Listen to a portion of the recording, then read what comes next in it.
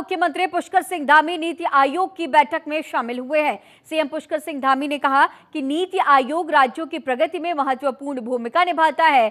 उत्तराखंड नीति आयोग के दिशा निर्देशों के अनुसार अच्छा प्रदर्शन कर रहा है। हमारी आपदा प्रबंधन प्रणाली बेहतर होनी चाहिए और नीति आयोग को इसमें हमारी मदद करनी चाहिए।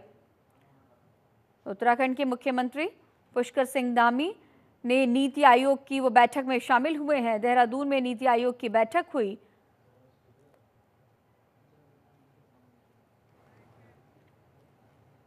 को विकास को आगे बढ़ाने में नीति आयोग का बहुत बड़ा योगदान होता है और नीति आयोग के सामने हर वर्ष अपने राज्य की जो पूरा रूपरेखा है, आने वाले जो समय की जरूरतें हैं, चुनौतियां हैं, उन सभी से अवगत कराते हैं। और इस संबंध में पीछे नीति आयोग की बैठक भी हुई थी और उस नीति आयोग में जो नीति आयोग के द्वारा निर्धारित उनके क्राइटेरिया हैं, उस क्राइटेरिया में उत्तराखंड राज्य अच्छा कर रहा है। सतत विकास को प्राप्त करने में हमने पूरे देश में पहला स्थान हमारे राज्य को मिला है और हमारा प्रयास है कि आगे भी जैसे नदियों को जोड़ने के कार्यक्रम है, वनाग्नि है और देश के अंदर सभी राज्यों की अपनी अपनी अलग प्रकार की चुनौतियां हैं। मैदानी क्षेत्र का अलग एक प्रकार का काम है और जो हमारे हिमालयन राज्य हैं उनकी अलग चुनौतियां हैं और मैंने हमेशा से कहा है कि हिमालयन राज्यों की चुनौतियों के अनुसार उनको प्राथमिकता के आधार पर सहायता मिलनी चाहिए। उत्तराखंड में यूसीसी यानी यूनिफॉर्म सिविल कोड को लेकर सियासत गर्मा गई है। एक तरफ धामी सरकार 9 नवंबर तक प्रदेश में यूसीसी लागू करने की बात कह रही है, तो वहीं दूसरी तरफ विपक्ष मामले को लेकर हमलावर हो गई है। अब कांग्रेस नेता हरीश रावत ने समान नागरिक संहिता को राज्य सरकार का प्रमोशनल कदम बताया, साथ ही धामी सरकार को घेरा भी है। तो अब यूनिफॉर्म सिविल कोड को लेकर के सियासत का दौर देखा जा रहा है। सियासी गलियारों में चर्चाओं का बाजार गर्म। यूसीसी पर हरीश रावत ने इसे प्रमोशनल कदम सरकार का बताया है।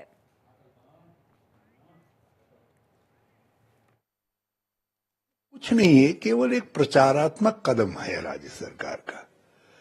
इसमें इतना फायदा जरूर हुआ कि भाजपा के अंदर माननीय मुख्यमंत्री जी का कद बढ़ गया, क्योंकि राष्ट्रीय स्तर पर उससे एक उछाल मिला उनको। भाजपा को भी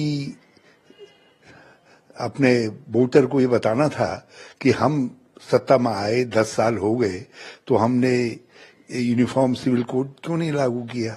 तो उसके लिए धामी जी आगे आए, उन्होंने एक झुंझुना मनवा दिया और इसके बल पर जो है राष्ट्रीय स्तर पर भाजपा ये कहने की स्थिति में आगे, देखो हम यूसीसी भी कर रहे हैं। तो ये कुछ नहीं है, एक राजनीतिक प्रोपेगेंडा के लिए उठाया गया कदम है। इससे उत्तराखंड को कुछ भी हासिल नहीं होने जा रहा है और सही माने में यूसीसी है ही नहीं। इसमें बहुत सारे लोग, बहुत सारे वर्ग बाहर हैं, यूसीसी है, मगर हाँ। मुख्यमंत्री पुष्कर सिंह धामी ने देहरादून के रेंजर्स ग्राउंड में आयोजित सरस मेला 2024 का शुभारंभ किया। इस मौके पर मुख्यमंत्री ने महिलाओं से बातचीत कर उनके उत्पादों के बारे में भी जानकारी ली है। मुख्यमंत्री ने महिलाओं की तरफ से बनाए गए उत्पादों की सराहना की, साथ ही खरीदारी भी की। मुख्यमंत्री ने कहा कि इन मेलों के जरिए स्थानीय उत्पादों को प्रदर्शित करने का मंच मिलता है, साथ ही ये मेला देश भर में महिला सशक्तिकरण का प्रतीक है। सरकार अब तक 1 लाख महिलाओं को लखपति दीदी बना चुकी है। तो सीएम पुष्कर सिंह धामी ने इस मेले का शुभारंभ किया है। सरस मेला 2024 का शुभारंभ किया गया।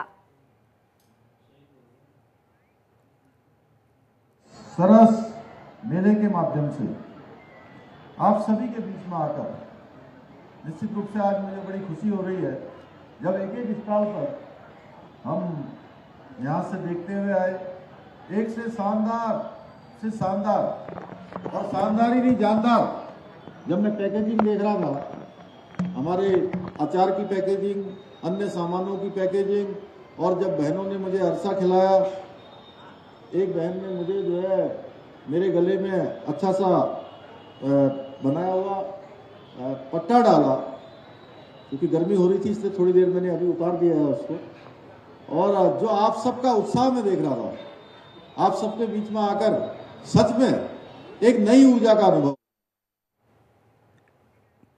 प्रदेश के पूर्व मुख्यमंत्री त्रिवेंद्र सिंह रावत बद्रीनाथ धाम में पहुंचे। आपको ये भी बता दें कि त्रिवेंद्र सिंह रावत के बद्रीनाथ धाम में पहुंचने पर स्थानीय लोगों ने और बीजेपी कार्यकर्ताओं ने उनका फूल मालाओं के साथ भव्य स्वागत किया। इस दौरान त्रिवेंद्र सिंह रावत ने भगवान बद्री विशाल के दर्शन भी किए और पूरे प्रदेश की खुशहाली की कामना की है। पूजा अर्चना करने के बाद उन्होंने बद्रीनाथ धाम के होटल एसोसिएशन के कारोबारियों के साथ एक बैठक का आयोजन किया।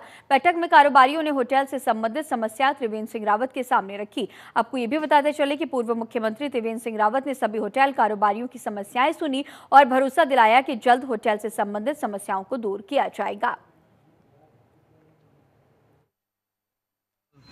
आज हमारे बीच में पूर्व मुख्यमंत्री त्रिवेंद्र सिंह रावत जी, वर्तमान में हरिद्वार के सांसद हैं, वो बद्रीनाथ में भगवान बद्री विशाल के दर्शन करने आए थे और हम लोग यहाँ पे स्थानीय निवासी उनको मिले। यहाँ की मूलभूत समस्याएं जो हैं, प्राधिकरण से संबंधित जो समस्याएं हैं, उसके बारे में उनको अवगत कराया गया और विशेषतः यह कहा गया कि जो यहाँ पे सरकारी मानक और जो प्राइवेटों में अंतर रखा गया है बिल्डिंगों का हाइटों में, जैसे कि सरकारियों में इन्होंने जो है 12 मीटर की हाइट रखी है और प्राइवेट में 6.5 मीटर की हाइट रखी है, उसको समांतर किया जाए और इसके साथ साथ जो है स्थानीय भूमि को जो है कॉमर्शियल में कन्वर्ट किया जाए और जिन लोगों ने यहाँ पे ज़मीन दी है उनकी भूमि को इन्होंने ग्रीन जोन में रखा है। तो इसके लिए हमने ज्ञापन दिया है और माननीय सांसद जी का आश्वासन था कि ज़रूर हम इसमें जो है बात करेंगे मुख्यमंत्री जी से और इसको जरूर परिवर्तन कराएंगे। बागेश्वर में विजिलेंस ने बड़ी कार्रवाई की है। यहां पर सतना जिले के हल्का पटवारी सुरेश कुमार साकेत को 1000 रुपए की रिश्वत लेते हुए रंगे हाथों गिरफ्तार किया गया। आरोपी पटवारी ने शिकायतकर्ता रामनाथ प्रजापति से ऋण पुस्तिका बनाने के नाम पर 1000 रुपए की रिश्वत मांगी थी। जब रामनाथ ने रामपुर बागेलान में रिश्वत दी तब लोकायुक्त टीम ने आरोपी पटवारी सुरेश कुमार साकेत को रंगे हाथों पकड़ लिया। ये मामला सतना जिले के रामपुर बागेलान का है। तो 1000 रुपए रिश्वत लेते हुए रंगे हाथों गिरफ्तारी की गई है।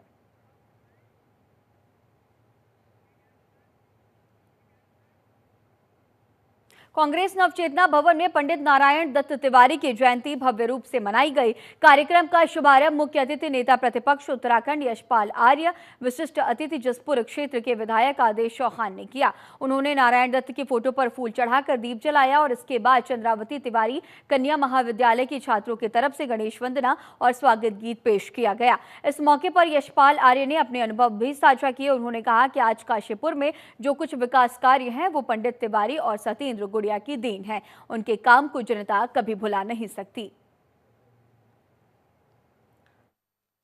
परम पूज्य स्वर्गीय नारायण तिवारी का दिवस है और आज ही निर्माण दिवस है। आज कांग्रेस परिवार उनको विनम्र श्रद्धांजलि अर्पित कर रहा है। स्वतंत्रता संग्राम में उनकी भूमिका देश के विभिन्न भागों पर उन्होंने अपनी सेवाएं दी और उत्तर प्रदेश के मुख्यमंत्री हो चाहे उत्तराखंड के मुख्यमंत्री के तौर पर उन्होंने सर्वांगीण विकास किया, समग्र विकास। हरिद्वार के प्रेमनगर आश्रम में 4 दिवसीय बास्केटबॉल चैंपियनशिप की शुरुआत की गई। उत्तराखंड के वन मंत्री सुबोध उनियाल ने चैंपियनशिप का शुभारंभ किया। हरिद्वार डिस्ट्रिक्ट बास्केटबॉल एसोसिएशन आयोजित इस चैंपियनशिप में पंजाब पुलिस, रेड आर्मी और रेलवे समेत 10 बड़ी टीमें हिस्सा ले रही हैं। वन मंत्री सुबोध उनियाल ने खिलाड़ियों का उत्साहवर्धन किया और कहा कि खेलों से मानसिक और शारीरिक विकास होता है। इस तरह की राष्ट्रीय स्तर के चैंपियनशिप में छोटे खिलाड़ियों को बड़े खिलाड़ियों से बहुत कुछ सीखने का मौका भी मिलता है। 4 दिवसीय बास्केटबॉल चैंपियनशिप का आयोजन किया गया है। जहाँ राष्ट्रीय स्तर के टूर्नामेंट होने से जब बड़े खिलाड़ी किसी खेल में आते हैं तो उदयमान खिलाड़ियों को उससे एक प्रेरणा मिलती है और वो खिलाड़ी अपने जीवन में बहुत बड़े आत्मविश्वास के साथ आगे बढ़ने में सफल होते हैं। दूसरा, खेल एक ऐसा माध्यम है जिससे आपके अंदर सकारात्मकता, रचनात्मकता, आगे बढ़ने की भावना, अनुशासन को समझना, ये सारी चीज़ें एक ऐसा खेल इसका माध्यम है। और जो सबसे बड़ा इसमें मैंने आपसे कहा कि खेल में कोई खिलाड़ी कितना कमजोर खिलाड़ी हो, कभी भी वो हारने के लिए नहीं खेलता। तो जीतने की भावना यानी कि आगे बढ़ने की भावना खेल देता है, और इससे निश्चित रूप से बच्चे जहाँ मानसिक और शारीरिक रूप से स्वस्थ रहते हैं वहाँ उनके अंदर जीवन में आगे बढ़ने की एक जील भी पैदा होती है। माननीय वन मंत्री श्री सुबोध उनियाल जी, और मैच अभी हमारे बीच में शुरू हो चुके हैं, शुभारंभ हो चुका है। आर्मी की टीम है, चंडीगढ़ की टीम है, पंजाब पुलिस है, आयकर विभाग की टीम है, और नॉर्थर्न रेलवे है, ईस्टर्न रेलवे है। इस प्रकार देश भर से 10 टीमें टोटल प्रतिभाग कर रही हैं। उनका उद्देश्य यही है कि उत्तराखंड एक छोटा राज्य तो है ही है, और हम चाहते हैं कि यहाँ से भी प्रतिभावान खिलाड़ी देश का नाम रोशन करें। तो आपको स्वयं देखने को मिल रहा है, आप भाई लोग यहाँ पर उपस्थित हैं। अभी क्या है कि आज पहला दिन है, तो हमारी व्यवस्थाएं आप देख रहे हैं किस तरीके से हैं, वो आपने अपने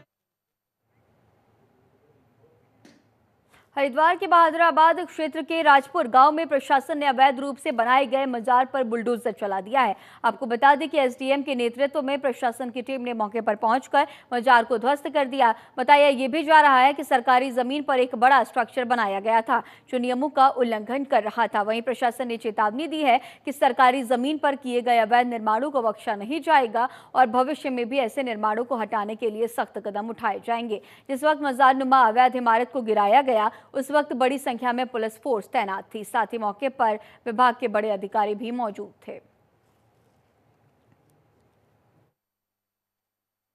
हटाने का अभियान लगातार चल रहा है। इसी क्रम में एक पुनर्वास विभाग की जगह थी, मीरपुर गांव है हरिद्वार तहसील में, तो वहां पर लगभग 0.97 हेक्टेयर ज़मीन थी। तो उसमें से लगभग 2 बीघे ज़मीन पे, वास्तव में ये ज़मीन तो किसी ज़माने में ये यूपी सिंचाई की थी, उन्होंने कृषि के पट्टे दिए थे, वो अस्थायी पट्टे थे, कुछ टाइम के बाद ख़त्म हो गए थे। तो समाप्त होने के बाद नियमित तरीके से उसमें कुछ धार्मिक स्ट्रक्चर 2 बीघे में लगभग तैयार कर लिया गया था। तो पुनर्वास विभाग की जगह थी, पुनर्वास निदेशक का भी अनुरोध आया था इसके अंतर्गत कि हमारी ज़मीन खाली कराई जाए। तो उसी के क्रम में इनको नोटिस दिया गया था, और नोटिस देने के बाद उन्होंने स्वयं स्वीकार भी किया था, और उन्होंने वादा भी किया था कि समय से हटा लेंगे उसको, लेकिन उन्होंने हटाया नहीं। तो इसी के क्रम में आज चूँकि वो अवैध अतिक्रमण था, तो उसमें विधिक कार्रवाई पूरी करते हुए उसको हटाया गया मौके से। पुलिस प्रशासन के द्वारा संबंधित विभाग का सहयोग लेते हुए हटाया गया। NH 109 में क्वारबे के पास पहाड़ियां दरकने से यातायात प्रभावित होने पर कांग्रेस ने कड़ा रुख अख्तियार किया। कांग्रेस विधायक मनोज तिवारी ने दिवाली से पहले मार्ग दुरुस्त नहीं होने पर आंदोलन को चेतावनी दी है। मनोज तिवारी ने कहा कि क्वारब पुल में निर्माण के समय केंद्र और राज्य की सरकार ने गंभीरता नहीं दिखाई, जिसके कारण आज पहाड़ियां यहां पर दरक रही हैं। मनोज तिवारी ने कहा कि दीपावली में सड़क बंद होती है तो ऐसे में व्यापारियों को भारी नुकसान उठाना होगा, और व्यापारियों को सड़क नुकसान होने पर कांग्रेस सड़कों पर उतरेगी। दिवाली से पहले मार्ग दुरुस्त करने की चेतावनी दी गई है। कांग्रेस विधायक ने आवाज उठाई। में राष्ट्रीय राजमार्ग का पुल है, और वो पुल के निर्माण होने के पूर्व भी और बाद आज भी लगातार ऊपर से भूस्खलन हो रहा है, और बड़ी तीव्र गति से हो रहा है। और ये आज ही नहीं हो रहा है, ये काफ़ी लंबे समय से हो रहा है। लेकिन ये बड़े दुखद विषय है कि राज्य निर्माण विभाग के जो अधिकारी हैं, नेशनल हाईवे के जो अधिकारी हैं, या प्रदेश सरकार, ये केंद्र सरकार इसकी गंभीरता को नहीं समझी, और आज बहुत यात्रा मार्ग बाधित हो रहा है, क्योंकि वो हमारे पहाड़ की लाइफलाइन है। वहाँ से बागेश्वर, पिथौरागढ़, अल्मोड़ा के लोग जाते हैं, और ये दीपावली का पर्व है जब पूरा उस मार्ग से हमारे यहाँ के व्यापारी प्रभावित हो रहे हैं, यहाँ के यात्री प्रभावित हो रहे हैं, और कहीं ना कहीं राजस्व में भी हानि हो रही है। और लगातार कहने के बाद भी सरकार ने इसको संज्ञान नहीं लिया। हमारी मांग है, और ये हमारे लिए सौभाग्य की बात है कि यहाँ के माननीय सांसद जी, जो यहाँ के गृह क्षेत्र है जिनका, वो केंद्र में सड़क परिवहन राजमार्ग मंत्री भी हैं, राज्य मंत्री भी हैं, तो तत्काल इसका संज्ञान लेके उन्होंने तत्काल इसमें कोई तात्कालिक कोई समाधान निकालना चाहिए, जिससे कि यातायात सुचारू, और उसके बाद कोई दीर्घकालीन योजना बना के उसका स्थायी समाधान भी करना चाहिए। मसूरी में जिलाधिकारी सविन बंसल की अध्यक्षता में नगर पालिका परिसर में जनता दर्शन और जनता दरबार का आयोजन किया गया। इसमें 53 शिकायतें प्राप्त हुई। इन शिकायतों में प्रमुख समस्याएं अतिक्रमण, आवारा पशु, बंदर, पार्किंग, ओवर स्पीडिंग, वृद्धावस्था पेंशन की थी। अधिकांश समस्याओं का समाधान मौके पर ही किया गया। जिलाधिकारी ने अधिकारियों को निर्देशित किया कि प्राप्त शिकायतों का 1 सप्ताह के भीतर निस्तारण किया जाए और स्थिति से अवगत कराया जाए। वृद्धावस्था पेंशन से संबंधित शिकायतों के समाधान के लिए शिविर लगाने के भी निर्देश दिए गए। इस अवसर पर उप जिलाधिकारी अनामिका, पुलिस अधीक्षक यातायात मुकेश ठाकुर सहित जल संस्थान, पेयजल, नगर निकाय और अन्य संबंधित विभागों के अधिकारी भी मौजूद रहे। हमारे जॉइंट सर्वेज हुए थे डिपार्टमेंट्स के, तो उस रिकमेंडेशंस के पश्चात ही ये कार्रवाइयाँ शुरू की गई। इंक्रोचमेंट में ऑलरेडी हमारे जॉइंट कार्रवाई गतिमान है, सिर्फ उसे इंटेंसिफाई करने की आवश्यकता होती है। वो वन ऑफ इंस्टेंस ना रहकर रेगुलराइज हो, तभी डेटरेंस वैल्यू क्रिएट होता है। तो हमारे विजिट्स का और इंस्पेक्शंस का भी यही पर्पस होता है कि डिपार्टमेंट्स अपने काम ठीक से करें, अकाउंटेबिलिटी फिक्स हो और पब्लिक से हम ग्रीवेंसेस सुन सकें। न सिर्फ मसूरी में हमने ऑलरेडी आप सबसे शेयर किया था कि हमारे जितने भी सुदूरवर्ती क्षेत्र हैं वहाँ पे सभी सर्विसेज को सुगम बनाना, उनको एक्सेसिबल बनाना और गवर्नेंस में पब्लिक ट्रस्ट एंड कॉन्फिडेंस को बढ़ाना ही उद्देश्य होता है एडमिनिस्ट्रेशन का। नीति आयोग के उपाध्यक्ष सुमन बेरी हरिद्वार पहुंचे, जहां उन्होंने आंगनबाड़ी केंद्र का निरीक्षण किया और इसके बाद सुमन बेरी ने डामकोटी में अधिकारियों के साथ बैठक कर जनपद में चल रहे कई कार्यक्रमों के विस्तार से जानकारी ली। बैठक के दौरान उन्होंने वित्तीय साक्षरता को बढ़ावा देने और ऑनलाइन फ्रॉड से बचाव के उपायों पर जोर दिया। सुमन बेरी ने आकांक्षी जनपद के विकास के लिए सूचकों की संख्या बढ़ाने और योजनाओं में जरूरी संशोधन करने की बात भी कही। राज्य के विकास और महिलाओं के आर्थिक सशक्तिकरण के लिए भी योजनाओं में सुधार की जरूरत पर चर्चा की गई है। बैठक में परियोजना निदेशक के एन तिवारी ने गोवर्धन योजना और मीठी गंगा कार्यक्रम के उद्देश्यों और उनके सकारात्मक प्रभावों की जानकारी भी दी है। आंगनबाड़ी केंद्रों का निरीक्षण किया गया है। डामकोटी में अधिकारियों के साथ ये बड़ी बैठक भी की गई है।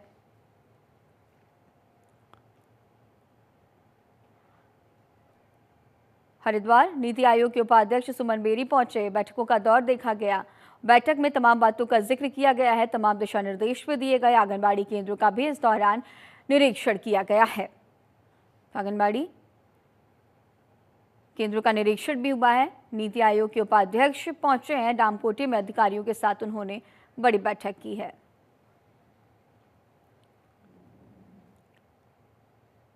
काशीपुर के गंज रोड स्थित 2 हेरिटेज सीनियर सेकेंडरी स्कूल में आयकर विभाग द्वारा छात्रों के बीच कर टैक्स के प्रति जागरूकता फैलाने के लिए विशेष कार्यक्रम आयोजित किया गया। आयकर विभाग ने वित्तीय साक्षरता को प्रोत्साहित करने के उद्देश्य से एक विशेष आउटरीच कार्यक्रम की शुरुआत की। Income tax officer Sudhir Kumar ने बताया कि इस कार्यक्रम का मुख्य उद्देश्य युवाओं में टैक्स के प्रति जिम्मेदारी की भावना विकसित करना और उन्हें भविष्य में जिम्मेदार नागरिक बनने के लिए प्रोत्साहित करना था।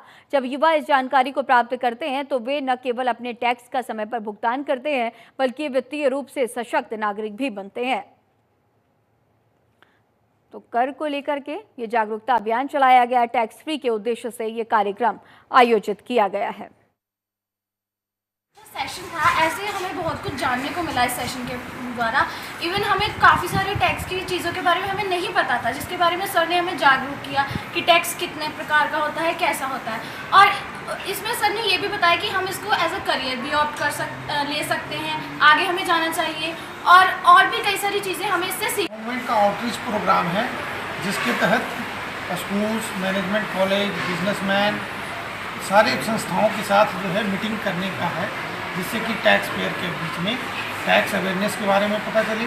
बच्चे जो हैं फ्यूचर के टैक्स पेयर्स हैं, तो ये आज से पहले से ही टैक्स की जानकारी रखें इसके बारे में, ताकि टैक्स पेयर की ग्रीवांसेज कम हो, ये खुद ही कंप्लायंस करें, खुद ही टैक्स के रिटर्न भरें और एडवांस टैक्स की पेमेंट करें।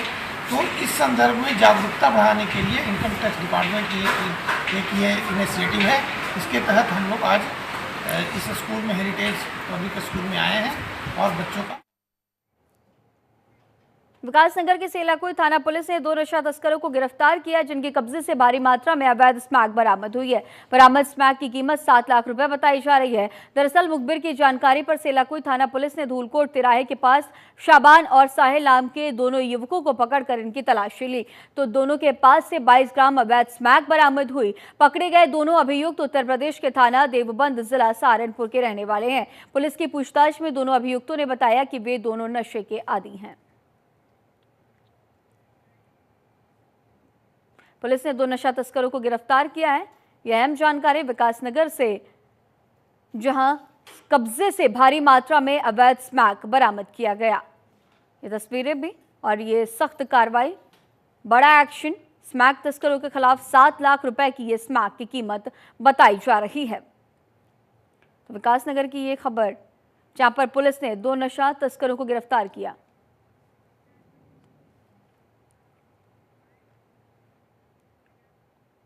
विकासनगर विधानसभा क्षेत्र के अंतर्गत चयनित जरूरतमंदों और लाभार्थियों को सीएम विवेकाधीन कोष से चेक बांटे गए। बीजेपी विधायक मुन्ना सिंह चौहान ने विकासनगर स्थित कैंप कार्यालय पर लाभार्थियों को चेक बांटे।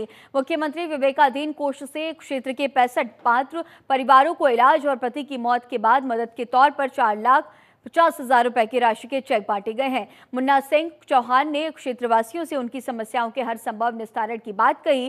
कहा कि बीजेपी प्रदेश ही नहीं बल्कि देश के चहुमुखी विकास के लिए कोशिश कर रही है। क्षेत्रवासियों की समस्याओं के साथ उनकी जरूरतों को पूरा करने के लिए हर संभव कोशिश की जा रही है।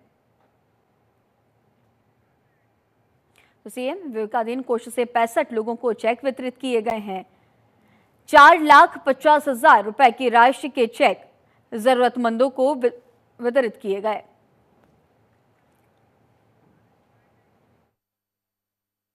हमारा प्रयास होता है कि कुछ कमज़ोर परिवारों की बड़े गंभीर संकट होते हैं। किसी के बच्चे की बीमारी का मसला होता है। ठीक है, बहुत सारी चीज़ें सरकारी योजनाएं में बहुत सारी नहीं हो पाती, उन खर्चों को भी उठाने में असमर्थ होते हैं, तो उनका हम चिन्हीकरण करते हैं।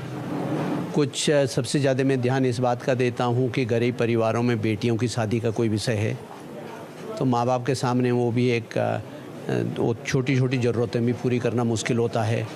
तो बच्चियों की बेटियों की शादी का जिन गरीब परिवारों में स्थिति होती है उनको मैं प्रयास करता हूं कि कोई ना कोई आर्थिक सहायता उनको दी जाए।